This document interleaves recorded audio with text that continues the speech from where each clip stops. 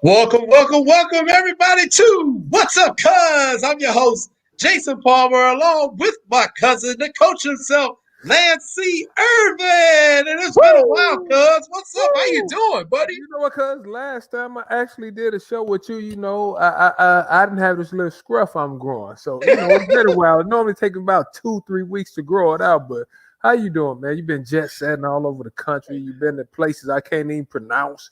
You enjoying yourself.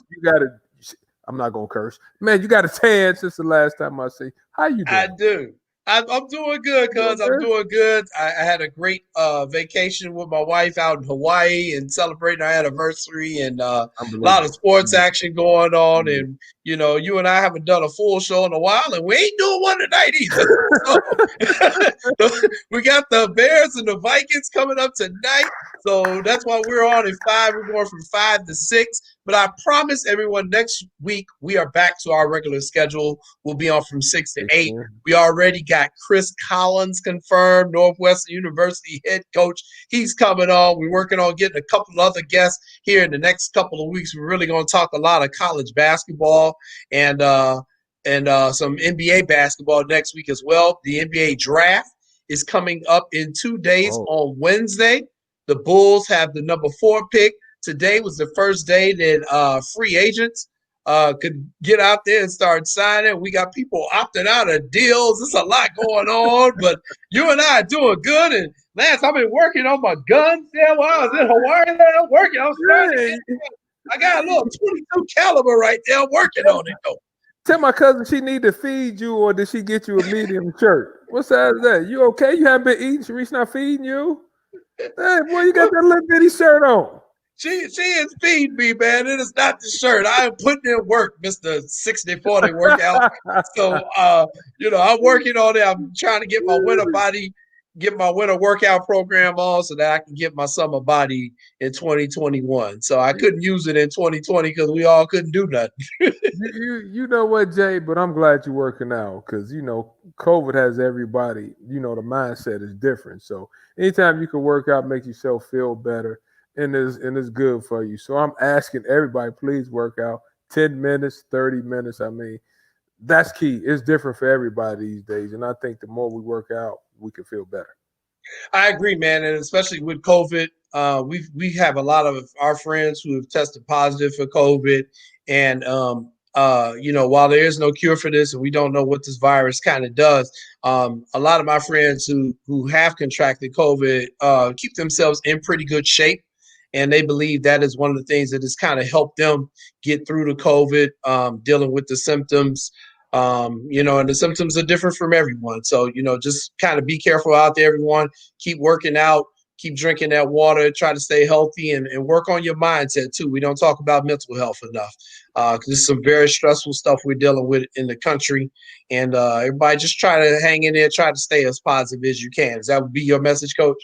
Yeah, that definitely be my mess. They need to tune in to Maya, but also Jay, I'm gonna send you a picture of your cousin coaching at practice. I wear a mask, Uh-oh. I wear a face shield. Your cousin Paula has me taking a zinc, sea moss, vitamin C, hot tea, everything you can name. She has Brooklyn and I taken. So with that being said, everybody stay safe.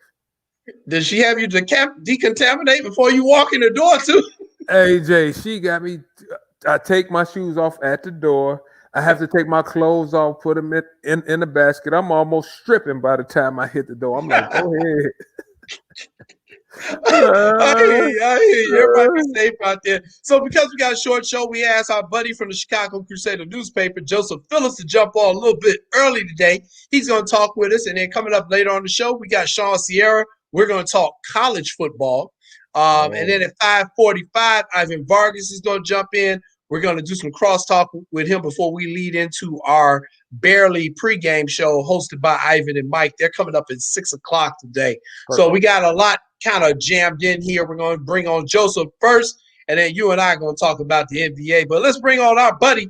He is the sports editor at the Chicago Crusader Newspaper. They are one of the sponsors of the What's Up Cuz show. Visit them at www.chicagocrusader.com. Welcome to the show, wearing his Khalil Mack jersey, our good buddy, Joseph Phillips. What's up, Joe? What's up, fellas?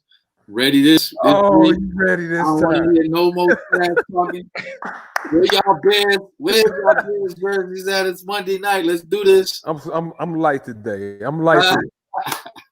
Let's do it. We can't need a believe win bad. We need a win I can't bad. believe it. We all wearing the same Bears hat. How did that happen? I got we the got memo. coordination. I got the memo this time. I got the memo. Excellent. Well, Joseph, first of all, happy birthday to you, brother. I know your birthday was yesterday. I heard you had steak and shrimp and fettuccine, and you ate like a king. You and your son, man. Man, the missus took good care of us. And shout out to you, brother. I heard you was out there in Hawaii kicking it in the mountains, man. It gets no better than that. I was, man. I did some zip lining. They had my little fat ass on a horse. I was doing all sorts of crazy stuff, Joseph. So I had a blast. In the 50th state of the United States, there. Oh man, it was beautiful. But what's been going on with you, and what do you have coming up this week in the Chicago Crusader Newspaper? Well, first off, I actually did a story this week on the Bulls possibly taking. I think his name is Vinny Elvadia. I can't pronounce his name. Neither can I. Yeah, so I got them taking him at the 4th pick. So I'll talk about his strengths and weaknesses, what scouts say about him, and some of the things we need as far as in this lineup. And as Arturis is taking over the basketball team, hopefully he's looking to upgrade that starting lineup, or we can pull off a trade. You never know. So I'm looking at them taking him with the number 4 pick. And then after that, I've been doing a lot of stories on Fighting Illini football, because eventually I want to start writing about Fighting Illini basketball, because I think they're going to be top dogs this year with all the Morgan Park guys joining them down there, with Adam Miller and Io, all of those guys. So good for Illinois basketball in the future, and also Illinois football, if they can get it together and turn it around over these next few games. And then last but not least, I'm doing a huge feature piece on Black British race car driver Lewis Hamilton, who won the Turkish Grand Prix yesterday. He's like the greatest of all time. I just actually found out. He has 7 titles, 7 world championships, man. One of the top F1 drivers, actually the top F1 drivers in the world. I think he tied Michael Schumacher yesterday in wins and in titles. So, this brother's doing great things, and I talk about it in the feature story. And what's the best thing about that particular story, Joseph, that last one? What's that? The brother is able to drive and the police don't bother him. He can speed his ass off. Don't nobody bother him. That's crazy, man. Well, hey, that brother, he doing things that most brothers don't have the opportunity to do, man. Drive a multi-million-dollar car and don't get pulled over for doing it. So that's a good thing. Without a doubt. You're writing some really, really good stories, a lot of good stuff we're talking about. We're going to have a poll question next week. We decided to wait this week. We wanted to see what next week brings with the Bulls in this draft pick. You're writing about the guy who they're projecting to come number 4. He's out of Israel. I can't pronounce his name either, so don't feel bad, Joseph. Vinny Elvadia. I'm going to try that. Vinny Elvadia. I'm going to try that. All right, I'm gonna go with that. That sounds good to me, Joseph. So that's how we gonna pronounce this dude's name, which means that the Bulls are not gonna draft him, and we're gonna have to figure out somebody else's name. Right. I want Obi Toppin, man. I want Obi Toppin in that lineup, though, man. I would love to. See, that's what I want. That is who I want to. And Lance and I are gonna talk about that, but let's talk about it here for a couple of minutes. I think the Bears roster is pretty good. The Bulls roster is pretty good. I think I would like to see someone who's a power forward and get in there and rebound. Lance, what are you thinking that the Bulls need right now? You know what? I really don't know. I think they need some power. I definitely agree with you with that. But right now, I'm kind of up in there. I love Lauri Markkanen. Jay, that's a tough question. I've been sitting here for the last couple of days trying to think about what they really need. I wish they could get James Wiseman, but James Wiseman is not going to fall to the 4th pick. So with that being said, I like Obi Toppin, but the only reason I think they won't take him is it's hard to pass up on a skilled player with size. And Denny, I can't pronounce his last name. I'm gonna join in with y'all. But from the looks of it, he's 6'10", 6'11", and skilled. So with that being said, the way Luka's been playing, I can't really see them passing up on a guy that could play 1 through 4 with size. So with that being said, it's tough. Now I like Obi though, definitely. But I tell you now, it's another kid out of Maryland, Jalen Smith. They call him Sticks. Okay. Shot blocker, run the court. It's kind of probably like too high to take him, but he's definitely a guy later on that I think he might go high, but I don't think he can go that high. But man, he has a lot of skill too. So I could see them taking Denny, if I'm pronouncing the name, I'm not gonna butcher his last name. I could see them taking him. But Obi wouldn't be a bad pick either because they took Kobe White last year. Gotcha. Well, it's going to be interesting to see, Joseph. That is Wednesday evening that we're going to have the draft. We got 2 rounds of the draft this year. The person who I'm interested in seeing is where LaMelo Ball goes because I want to see who gets to deal with his crazy ass daddy. Oh no, LeBron Ball. Hey, wouldn't you guys love to see LeBron Ball in Chicago? No. Hey, he was mad. I was watching. I heard LaMelo sign with Puma, and then I think a few days later, they said that he created his own brand, and then right after it came out, his dad went to Twitter and was like, "Kick you." He's like, "I'm getting you." I was like, "What is going on here, man?" You know. But let me ask y'all this: you wouldn't take him, Jay, if you had a number 2 or 3 pick. Would y'all take him? Here's why I wouldn't take him. I think the Bulls got guards right now. I think they got enough guards. I think they got quality guards, and I want to see this new coaching staff work with these players. I want to see what type of player development they have. Does the kid have skills? Without a doubt. But you're paying Zach LaVine a lot of money. You drafted Kobe White. You still got Chris Dunn on your roster. They got a lot of guards. Yeah. But, if he's there, am I taking him if he's still there? Of course I am. Of course I am. And it means that I'm about to have to trade somebody else to get what I need because I do think he's going to be the best of the ball players. And I think one thing I'm very happy to see is that all of the Ball brothers seem to have banded together and are kind of defying their dad a little bit on a little bit of stuff. They're coming into their own manhood. And I think, the pressure that their dad, with him doing all that talking, is put on them. I think they're tired of the backlash a little bit.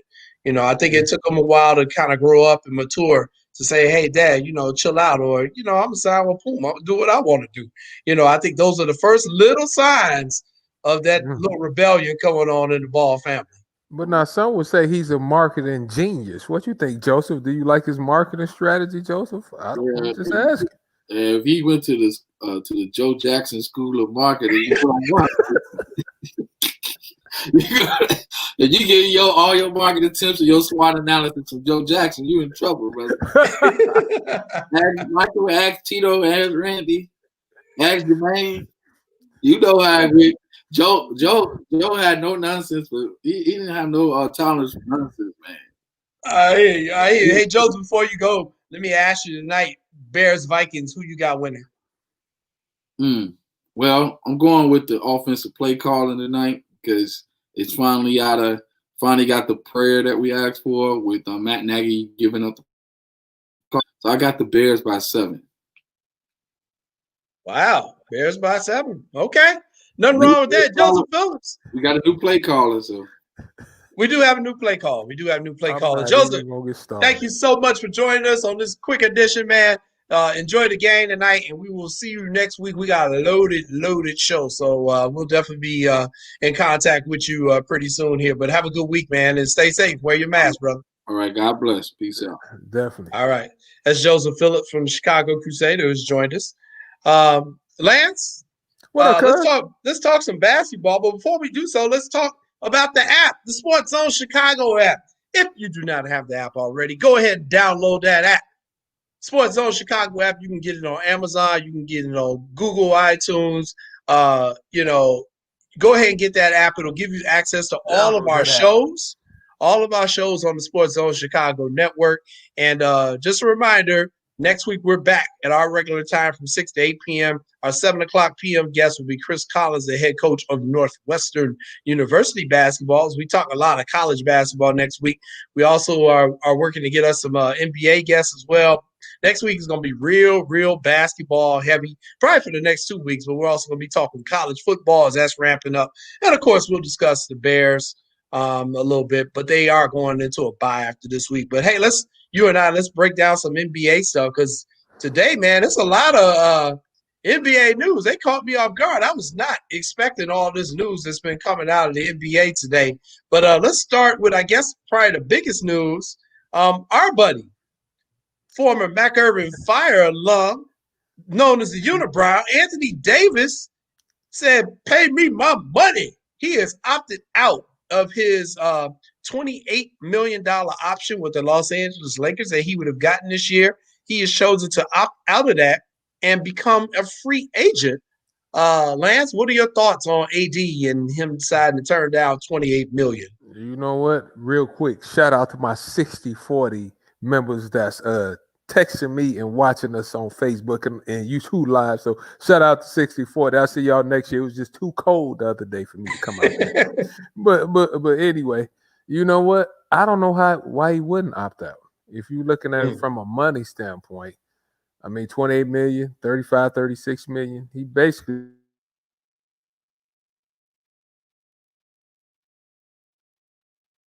Uh-oh. I lose my cousin? I think he's frozen. I think Lance is frozen. All right. So what he said was Anthony Davis, he doesn't blame him for opting out. It was $28 million. I'll give my opinion on it as Lance is probably having to reboot or something. But here's my thought on it. $28 million. Oh, wait a minute. He's back. There you go. You're back, cuz. Go ahead. No, I'm just saying that's a lot of money. Mm-hmm. And with that being said, I don't know the exact figures, but I'm sure that figure is probably like 35 million up in there. I probably would have opted out if I was him. That doesn't mean he's going to get traded, but I probably definitely would have opted out. Yeah, it's interesting. You know, it's a lot of money to be turning down, man. A lot of money. 28 million to turn down. But, you know, my man, he's betting on himself. And I'm never mad with anybody betting on themselves and saying, no, I can get more. Now, you know, how much more is more? We're going to see. You know, my thing is you have to understand the current environment during COVID. And these owners are very shrewd businessmen, and they didn't make all their money last year because of COVID. So, you know, those big blockbuster deals, we'll see if they're still willing to do that during COVID. There's still not going to be fans in many of these stadiums when the season starts next month. So the owners are still going to be taking a hit. It's going to be very interesting, Lance, to see how many big-time contracts go out. You know what?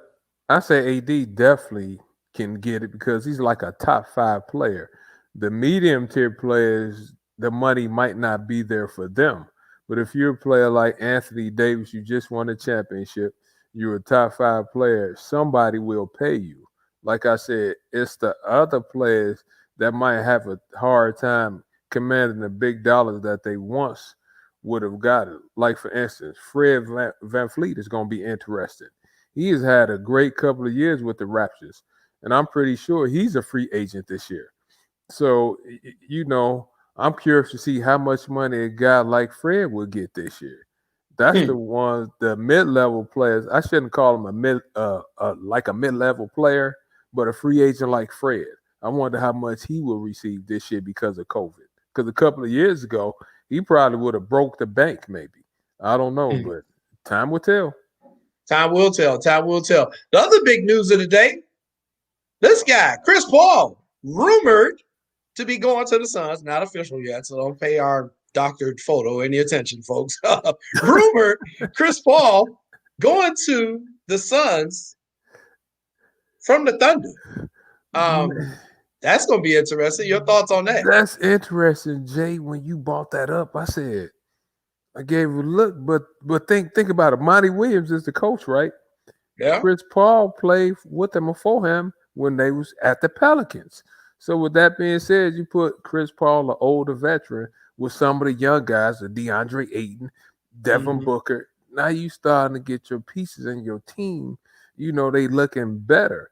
But now you give up, you know, some of the guys they giving up, 4 or 5 guys, and that mean you signing some, I'm not going to call them role players, but you giving away some really good pieces that you have on your team right now. But how can you turn down a guy like Chris Paul, who over the past couple of years been instrumental in getting teams right there in the playoffs? It's unfortunate he just hadn't gotten them over the hump to get into the finals. But I think when he was with Houston, if he wouldn't have got hurt, I think he probably would have made it to the finals that one year. Same with the LA Clippers. But you picking up a quality veteran point guard, and I think that would be a good pickup for the Phoenix Suns. Another rumor going on out there. It's rumors galore. I mean, it's you flying all over the around place today. with these rumors. Jesus. A rumor. Danny Green of the Lakers.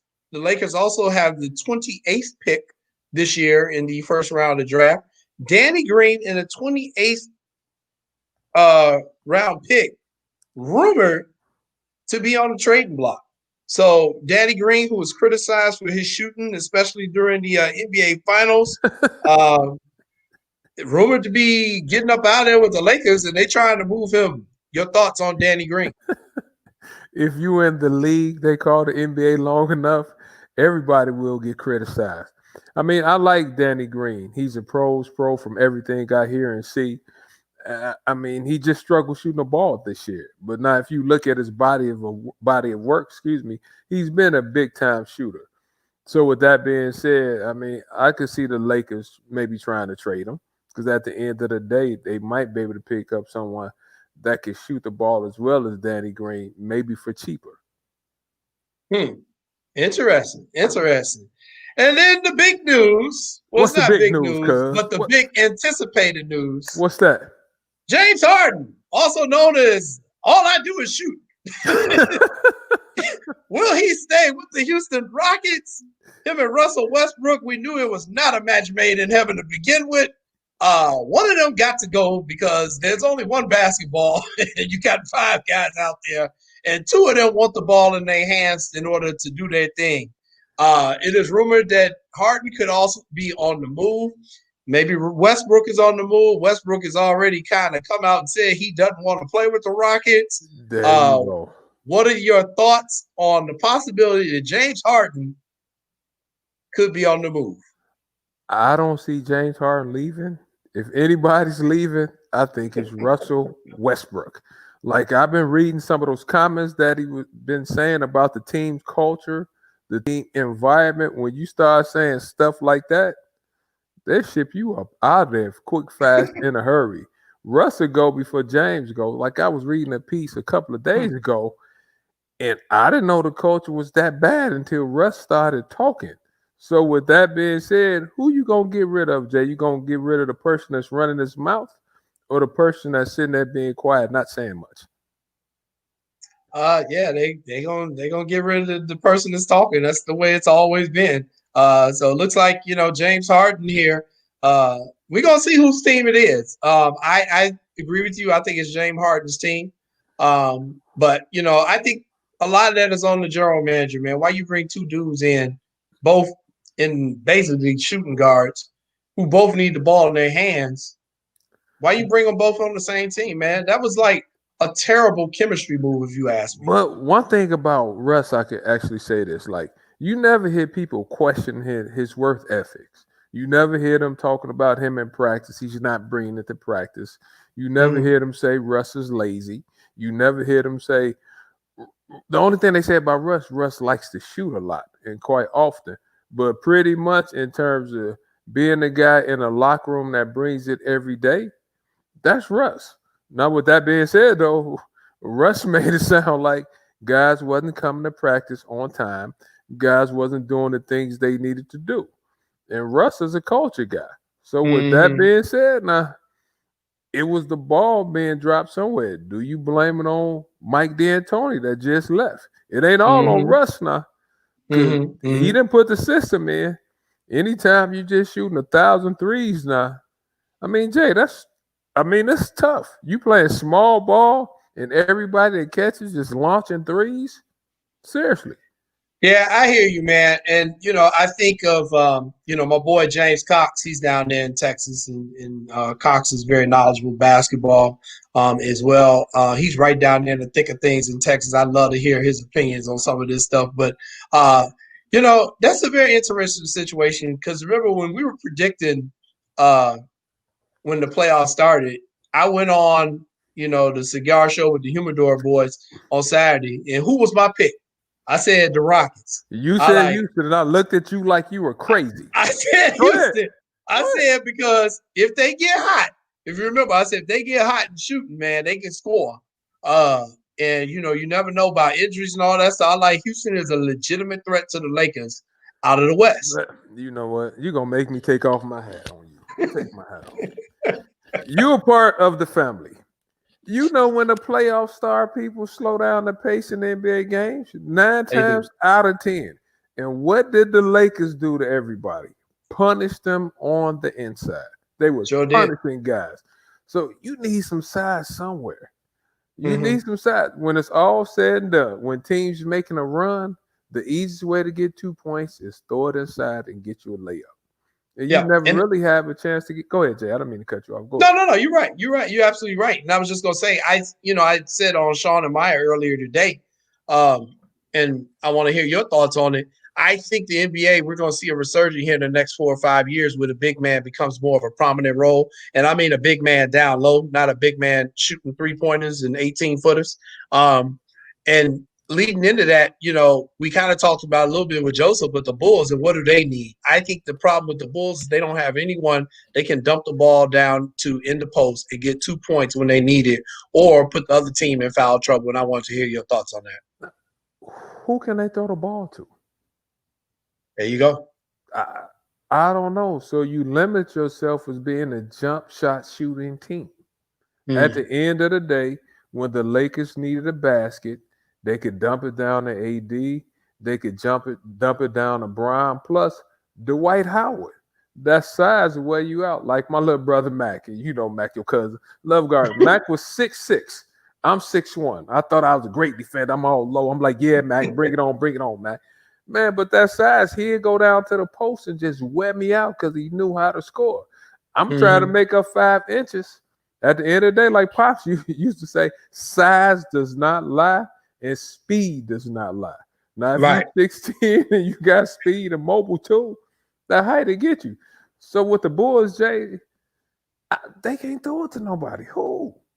Yeah, that's their main problem. And I've said that for a while. They don't have nobody down low they can just dump the ball to and get some points. And, not only did Cousin Mac have 5 inches on you, had about 30, 35 pounds on you, too. He had about 35 pounds. He's putting that wood on me, hitting me.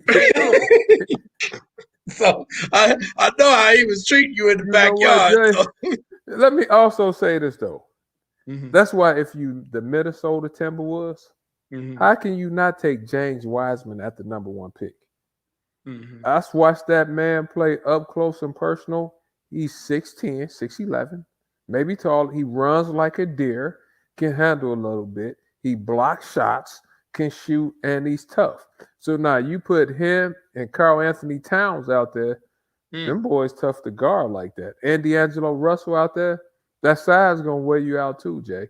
So now... And I also expect Karl Anthony to play with he lost his mother here.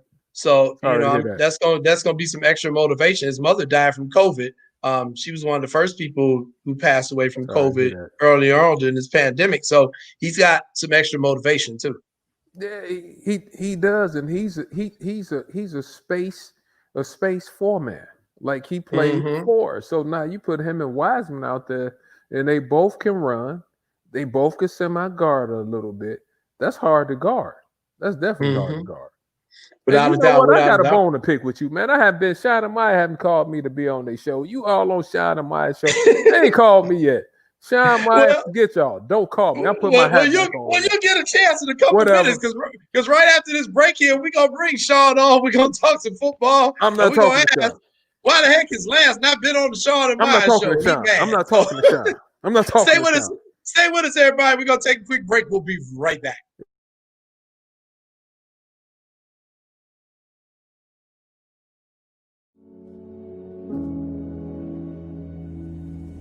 See me. See me. See me.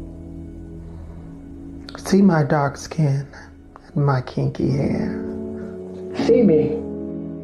Don't see past me. Don't see through me. See me. See my tan skin and my curly hair. See me. Don't see past me. Don't see through me. See me.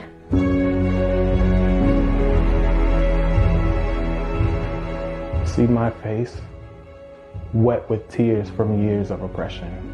See my hands, weathered and worn from decades of pulling myself up through your society. See my feet, split from centuries of walking your delicate line. See me.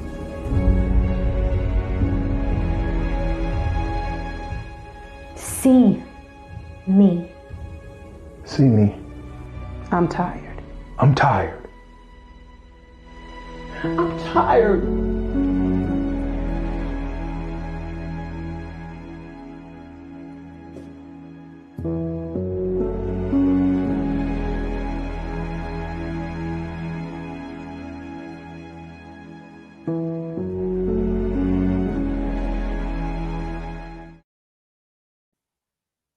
Welcome back, everybody, to What's Up, cuz? How you doing, Lance? Man, I'm doing great, Jay. I'm always doing great. You know, I don't have nothing to say to Sean. Right now, I don't have nothing to say. All right. Well, I'm going to let you not say nothing to Sean as I bring Sean on. So we're going to bring him on, the host of Sean and Maya in the morning, and one of the founders here at SportsZone Chicago, our good buddy, the Superback, Sean Sierra. What's up, brother? How you doing, Sean? I'm good, guys. How you guys doing? What up, Sean? How are you? I thought you hadn't understand me, dog. Man, that's just hardcore a few seconds ago, I man. don't. I just want to speak. I just want to speak. That's all I'm saying. I'm not saying nothing else. You know what, Lance? Here's the God's honest truth. We don't. Two things. One, didn't realize that like you like getting up that early because that is early. I mean, let's keep it real. And you know, and I didn't want to. You know, some people are not necessarily morning people, and so it was my oversight in assuming that you don't get up that early. You know what I mean? So that's my oversight. So there's no, and I got no excuses. I got no ifs, ands, no buts. Nothing. No BS. All right. So So what's gonna happen is we're gonna talk and we're gonna find out what days you're good to come on, and you can sit for a half hour a segment. You can sit a whole 2 segments, 2 half hours, and a whole hour if you want with us, and we can just talk. You know what, Sean? That's why I fool with you. Now I expect that from Maya. Like I expect Maya not to ask me on the show because Maya's Maya. You, Sean, you my man, Sean. We like, all right, Maya. If Maya asks me, I'm not coming on the show. You ask me, I will. Maya, you hear me talking too. I'm not batting. I'm not batting. I'm not. Maya, get at me. That's all I'm gonna say. Great to have you, Sean. How you doing? Yeah. Well, while we got Sean on the show, let's talk some college football. Do it. First, do it. Big news today. Texas A&M supposed to play Mississippi this Saturday. That game has been postponed due to more COVID positive tests on the Texas A&M team. Last year used to coach at Texas A&M. My wife went to Texas A&M for undergrad. This is the second week in a row, Sean, for one team. Talk about this. Texas A&M is ranked too in the top 10. Yeah, they're gonna, the more games that they have to forfeit or registered as no contest, the more the further they're gonna fall. It's just nothing more, nothing less. They'll be labeled as no contests, and their seeding is going to be affected by this. So it's unfortunate, but you and I both know, and Lance, you know as well, cash rules everything around me, and they don't give a damn about these players. They just want to get that money in. They want to get the games in. They want to get the TV revenue in. That's pretty much all they wanted to do. And it's amazing how you see people sit there and say, my civil rights are being violated, my this, my that, and blah blah blah blah blah. Okay, well then you know what? When your son dies from COVID, now you want to sue everybody. You know what I mean? Like this is nothing to mess with. And I hate to say it, but there's a certain demographics who don't take it as serious as other demographics. Okay, our demographic takes it serious for the most part. But for all intents and purposes, it's not being taken seriously by some people. And I don't know about you, but for me, when one of the student athletes' lives is in danger, just one, then everything gets shut down. In my opinion, it should get shut down. Okay, because the hell with the millions of dollars. Okay, you're talking about someone's son, you're talking about someone's brother, you're talking about someone's possible father. If they happen to have children at that particular stage of their life, and you're talking about, and you're worried about your millions, you know what I mean? For me, I didn't want to see the college football season played in the fall. I just thought it was just too hot. It was just too hot, and you know what? Again, cash rules everything around me. They're like, you know what? Bump it. We'll make adjustments, whatever. But it's just not good. It's really not good. And I've been a big opponent of having them play, just because. Wait till that one, and I hope and pray that I'm wrong, but God forbid that one student athlete dies. Oh, all of a sudden now there's a big issue, But when doctors and scientists are telling you what's going to happen, and you refuse to listen because you have financial commitments to somebody else, I don't think you can be taken to court and sued for not by Pepsi for not showing Pepsi commercials because you don't want to play because you're scared of kids getting killed and dying. So it's unfortunate. But you know what? The NCAA is a nasty beast, and we know, like you said, we know that for all intents and purposes, they don't care about the players. They just want the money. They care about the players so they can get their money, and that's pretty much it. You know what, Sean? It's interesting. Oftentimes, as a coach, you looking, and I think the key that you said, it's about the kid's safety. Period. And I sit there, and you and I probably know a lot more because you've been in that type of environment and stuff. But with that being said, do you think if you were an AD and you needed the funds to run your program, would you play? Would you have your team go suit up? If I was an AD, no, because for me, again, it's about the kids. It's about the young student athletes. And I wouldn't be able to live with myself if somebody got real sick and passed away on my watch because I needed this,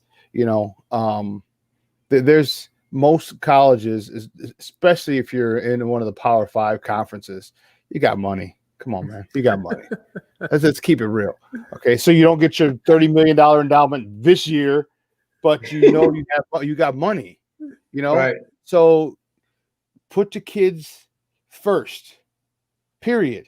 End of story. Is there a possibility one kid can die? Yes. Okay, then you know what? Then we're shutting it down. Period. You know what? I'd take the heat. I would take everything because that would be my question to you as a parent. Okay, because some of the parents made a lot of noise. Man. Okay, so how about this? Your son plays and your son catches COVID and dies. Sign this form saying you can't sue us. Yeah. You know what I mean? And all of a sudden, no. But you're so concerned about getting this in, but you're not willing to waive your rights. And we're telling you we're doing this for the kids. So as an AD, I would if the safety of my student athletes is not first, what the hell am I an AD for? Right. Well, look, I know Lance want to ask you a little bit about your squad too this weekend. They had a big game with Boston College. Well, that's not my squad, but but I tell you what, everything's lined up for Notre Dame. They're sitting pretty. I gotta ask you this though. I have to ask. Clemson, Was that a fluke? Because they didn't have Trevor Lawrence?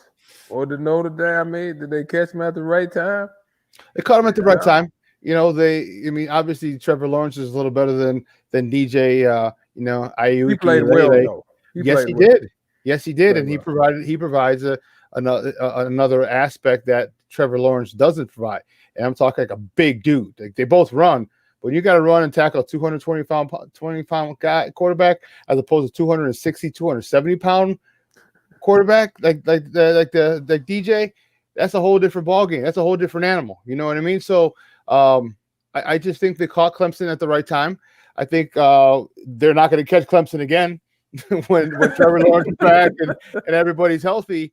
If Notre Dame can beat Clemson again later on in the season, whether the ACC playoffs or the tournament, if they can beat them, then man, you all of a sudden that just changes everything about Notre Dame in my eyes. Because not only did they beat you, let's keep it real. The amount of talent, the drop off from Trevor Lawrence to DJ isn't that great. You put DJ on others. There's a difference. There's a distinct difference. Let's not get it twisted because Trevor Lawrence is the number one kid, going to be a number one player in the draft. Number one pick. But this kid seemed just as talented as Trevor Lawrence was when he was a freshman. So there's, it's if Notre Dame has the ability to win the next time that they play, man, I gotta look at Brian Kelly in a whole different light, Like, man, you got these jokers ready to play, and because at that point, what can you say? What can you say? Oh, he's coming back from COVID, or but he was, he just didn't have time to pass the protocols. But he was cleared, he was ready, he was physically able, but through the protocols. So if they can come back and beat Trevor Lawrence. Man, you're like, hold on, player. This Notre Dame team might not be the fluke that everyone thinks they are. I agree. Hey, so let me ask you this about let's talk about one of our teams here in the Chicagoland area. We'll talk about both of them, but we got to start off with this guy's team. Lovie Smith, the U of I, the Fighting Illini, starting out 0-4, beat Rutgers barely on Saturday, 23-20, and I do mean barely with their second string quarterback, the Illini had. Sean, your thoughts on the Fighting Illini football team? I would really like them to be much better. I really, really would. I don't know what teaching, who's on his staff down there. I know at one point he had like Hardy Nickerson and some other big names, but that doesn't mean that you can coach. Because you're an all pro, because you're a great football player in the NFL, doesn't mean you can coach college kids. It doesn't mean you're a teacher. See, there's a big difference. You might know a lot about a sport, baseball, football, basketball, hockey, soccer, track, whatever. You might know a lot, but can you teach is the question. Lance, you know this as well as I do. And Jason, same thing. Can you teach? If you can't teach, no one gives a damn what you know. Because if you can't impart that onto the kids and get them to say, oh, okay, I get it.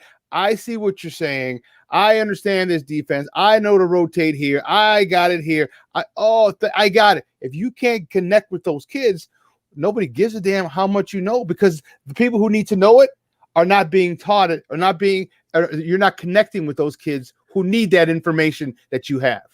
You know what? Oftentimes you are judged on your teaching now. Right. Can you get the players, and can you coach them up? Talk to me about Northwestern, Sean. They're in first place in the Big Ten. Is that shocking to you? And my Michigan Wolverines are struggling. What you think about Northwestern right now? I love Northwestern. Fitz, when I was coaching at Curie, I got to meet Fitz quite a few times. He came after a couple of our players, James Adeyanju, who ended up going to Wisconsin. Then our quarterback, Maurice Fleming, he ended up going to Iowa. So I got to talk to and meet Fitz plenty of times, and I love the dude. I think my thing with Northwestern is this. Is that sometimes Northwestern acts too altruistic. They want to stick their nose up at people. Sometimes you got to go get some players who might not qualify academically had they not been student athletes, and you got to go get those players. You know what I mean? Mm-hmm. If you want, because you're not going to sit there and say, well, we won the Big Ten, but we kind of had this one kid who wasn't. No, we won the Big Ten. Period. End of story. Mm-hmm. So sometimes you need ballers. Sometimes you need Mm-hmm. ballers. Okay, and so I love Fitz. I love the program he has.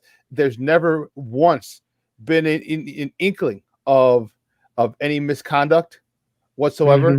Mm-hmm. And that's the thing that I really love.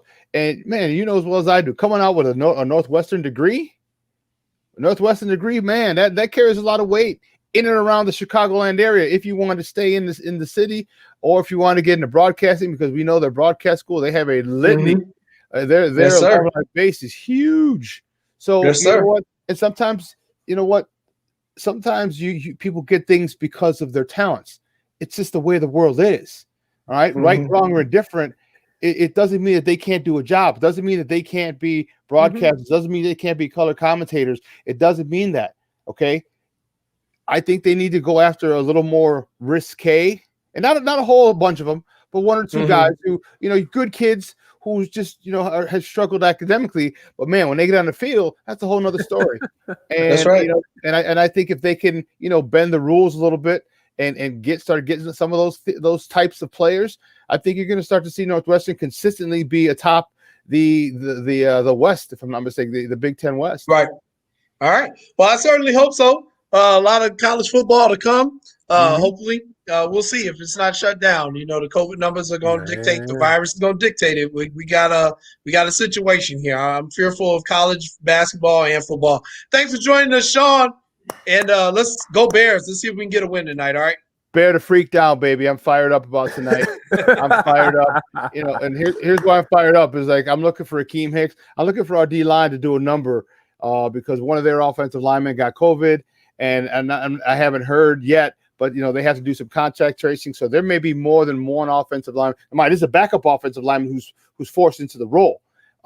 There may be one more, maybe two more offensive linemen that might not be able to play for the Minnesota Vikings. And if you're getting the second and third and fourth string players and you're playing against Akeem Hicks and Khalil Mack and Robert Quinn, that's not a good day. So I don't wish this on them, but if it happens, okay. We'll see. All right. Yep. Thanks, Sean. We'll know we'll Appreciate be watching, man. I'll talk to you later on. Thanks for joining us, Sean. No problem, fellas. All right. Bye-bye. Okay. So for this last 10 minutes of our abbreviated edition this week, we're going to bring in the hosts of the Barely Pregame Show. They're following our show tonight. We're going to bring in Ivan and Michael. We're going to talk some Chicago Bears. They kick Bring my off guys in. about an hour and a half in. So let's bring them on. Ivan Vargas, Michael Holitek. Welcome to What's Up, Cuz? Fellas, how you doing? What's up, fellas? Hey, what's going on, guys? How are you? Bear down, guys. We look need at a win. Mike, boy. Look at Mike. Mike taking notes. Getting everything ready, boy. Hey, I was taking notes because the Bears inactive list just came out, and as Sean was leaving, he was talking a little bit about the Vikings inactives, which I have not yet seen. But there's nothing surprising about the Bears inactive list. It's Trubisky, McManus, Montgomery, Mustipher. They got Anthony Rush, who I'm not really familiar with. He must have just been an addition to the roster. Travis Gibson and John Jenkins. Those are the inactives for tonight's game. So they brought up the running back off the practice squad, so he might see some action today. That also means that Whitehair is active today. That also means that Spriggs is active today. So hopefully we've got some players on the offensive line going into tonight's game that we should be able to do something tonight. Well, Mike, let me ask you. Let me start right there. The injuries on both teams are going to play a big role in this game. But let me just ask you one question, and it's been all our biggest fears. What happens if Nick Foles get hurt? And you just said Trubisky is on the inactive list. What in the hell are we going to do?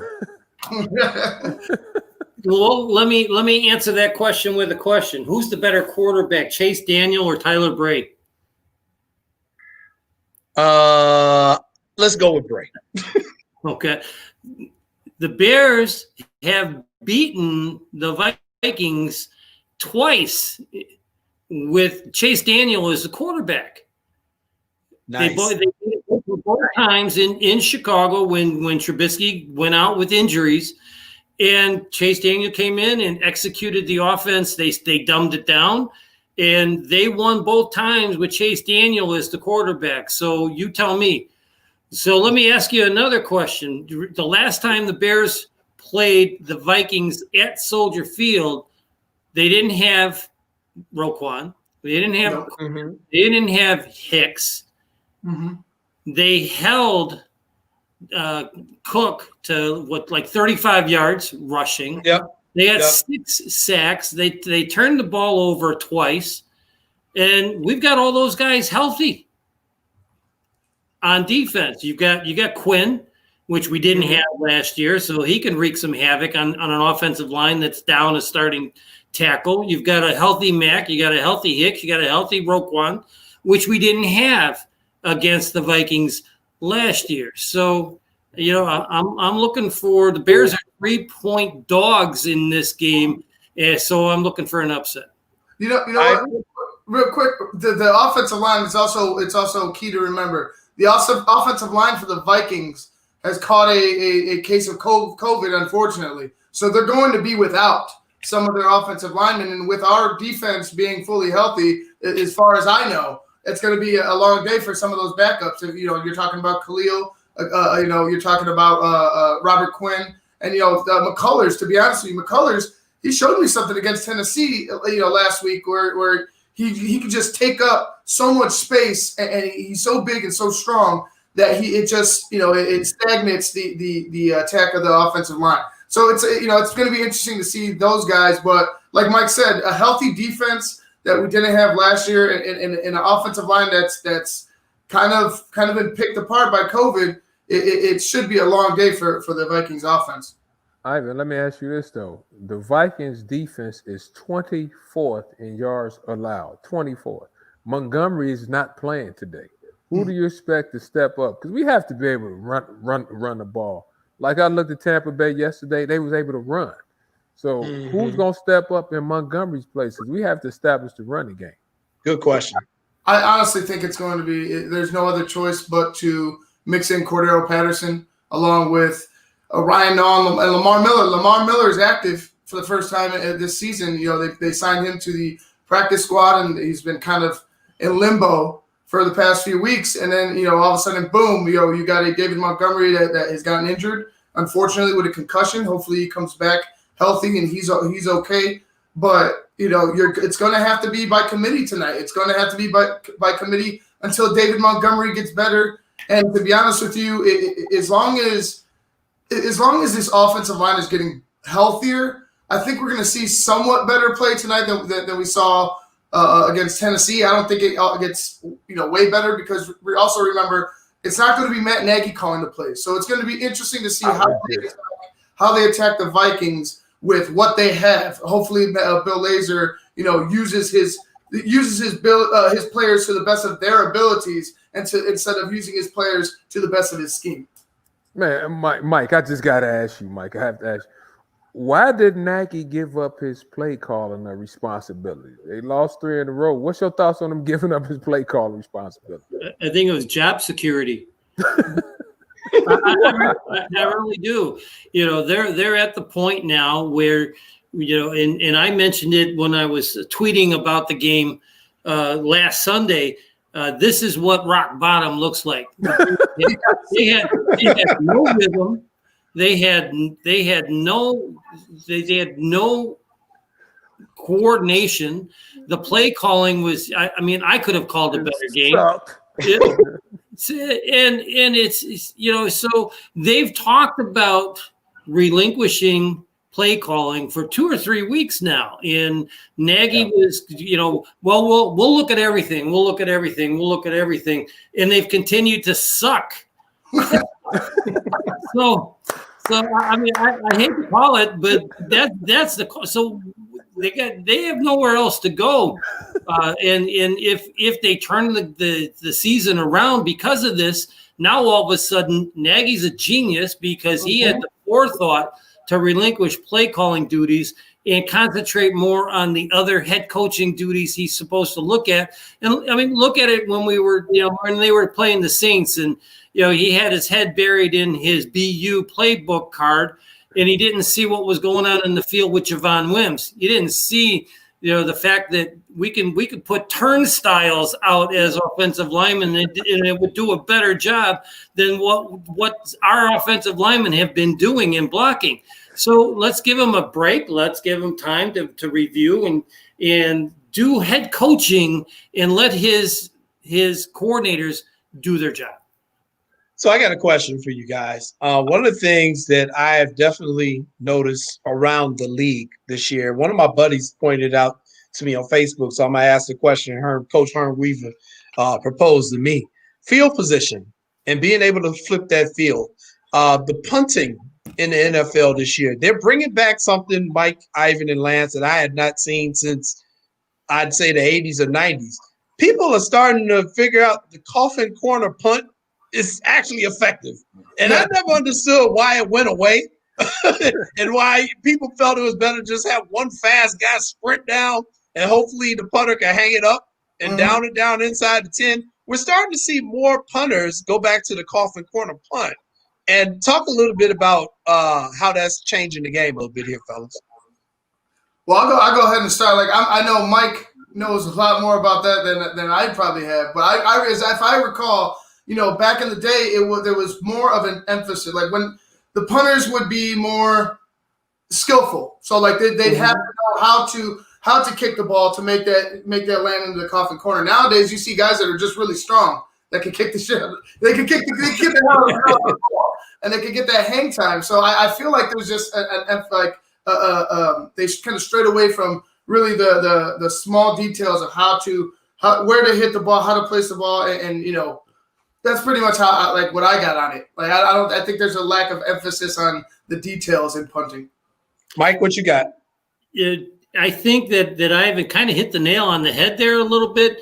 If you go back to the 80s and 90s, the kickers would often line up and kick the ball towards the goal line and try to get it out of bounds inside the 5-yard line.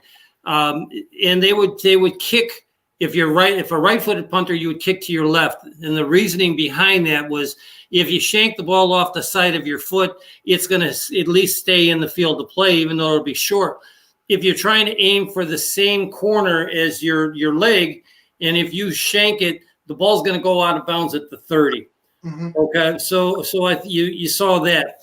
Recently, we've had these, I don't know what you want to call them, rugby style kicks where they would point the ball down and get the ball to, instead of spin like a pass, to kick end over end, hoping to see the ball hit and go straight up and die, as opposed to not.